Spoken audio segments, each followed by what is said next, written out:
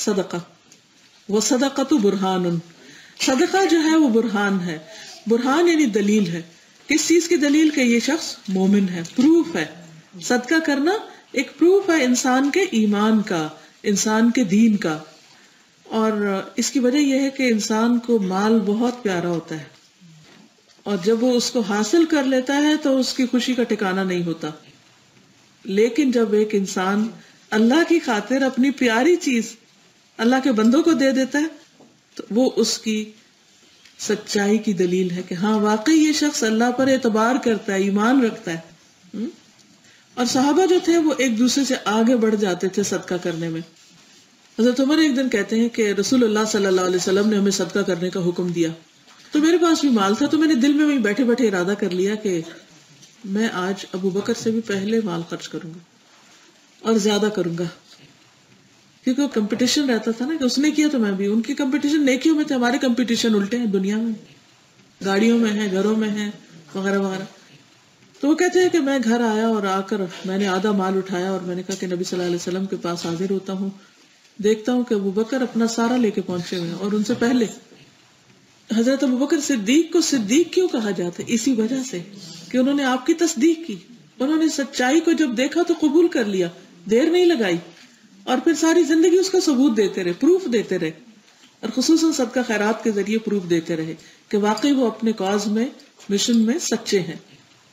پھر اسی طرح آپ دیکھیے کہ ابو مسعود کہتے ہیں کہ رسول اللہ صلی اللہ علیہ وسلم نے جب ہمیں حکم دیا کہ ہم صدقہ کریں تو ہم میں سے بہت سے لوگ بازار جا کر بوجھ اٹھانے کی مزدوری کرتے، ایکسٹرا کام کرتے، اور اس طرح ایک مد غلہ یا کھجور وغیرہ حاصل کرتے، ایک مد جسے وہ صدقے میں دیتے. یعنی ان کے پاس ہوتا نہیں تھا صدقہ دینے کو، تو وہ کیا کرتے؟ کام شروع کر دیتے. کام اگر کچھ نہیں ملتا تو کوئی بھی آڈ جاب جسے ہم لوگ کہتے ہیں، کہ کوئی بھی جاب کر کے جب اس میں سے کچھ ملتا تو وہ لا کے صدقہ کرتے. یہ سچا ہونے کی دلیل ہے نا. وہ بہانے تو نہیں کرتے، وہ کہتے ہیں ہمارے پاس ہے ہی کیا جو ہم دیں. اور وہ کہتے ہیں، ابو مسعود کہتے ہیں، لیکن آج ہم میں سے بہت سو کے پاس لاکھ لاکھ دینار یا درہم موجود ہے لیکن دینے والا دل نہیں. آج بھی آپ دیکھیں کہ مسلمانوں کے پاس بہت کچھ ہوتا ہے لیکن ان کی مسجدیں، ان کے سینٹرز، ان کے پروجیکٹس وہ ادھورے ہی رہتے ہیں.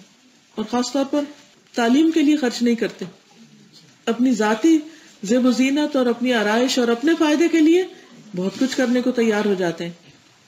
ایک شادی کو آپ دیکھیں، میں سوچتی ہوں اگر ایک شہر میں صرف شادیوں پہ اٹھنے والا خرچہ ملا کے اگر ایک بہت بڑا تعلیمی مرکز قائم کر دیا جائے. آج سب والدین پریشان ہیں کہ بچوں کے لیے اچھے کوالٹی کے اسلامک سکولز نہیں، اور کوستے رہتے ہیں وہ ہاں فلاں کھل گیا لیکن اس میں کچھ ہے نہیں.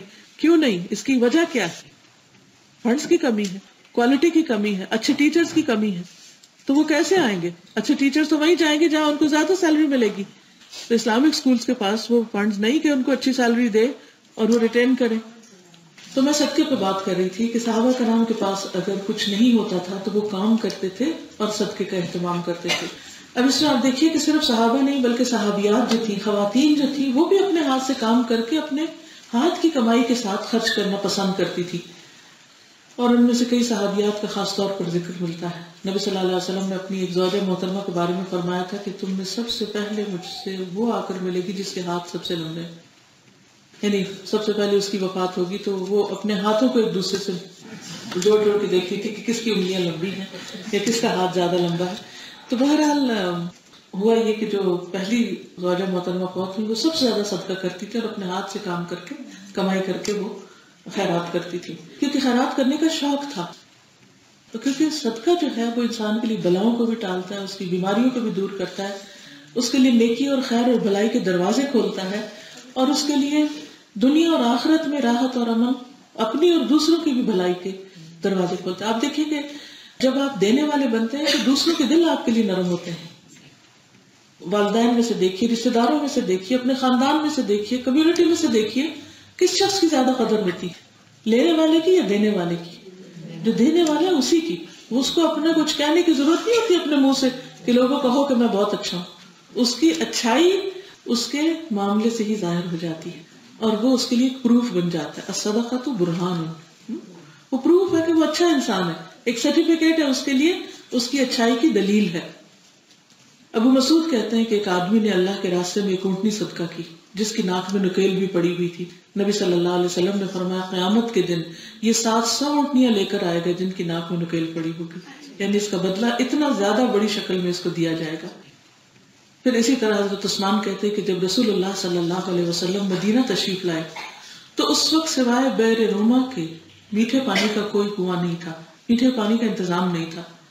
تو رسول اللہ صلی اللہ علیہ وسلم نے فرمایا کون ہے جو اسے خالص اپنے مال سے خریدے اور اپنا حصہ بھی مسلمانوں کے برابر رکھے اور آخرت میں جنت کے اندر بہترین بدلہ حاصل کرے. چنانچہ حضرت عثمان کہتے ہیں کہ میں نے اپنے مال سے خرید کر اسے وقف کر دیا، اور اب بھی وہ کنواں مدینے کے اندر موجود ہے.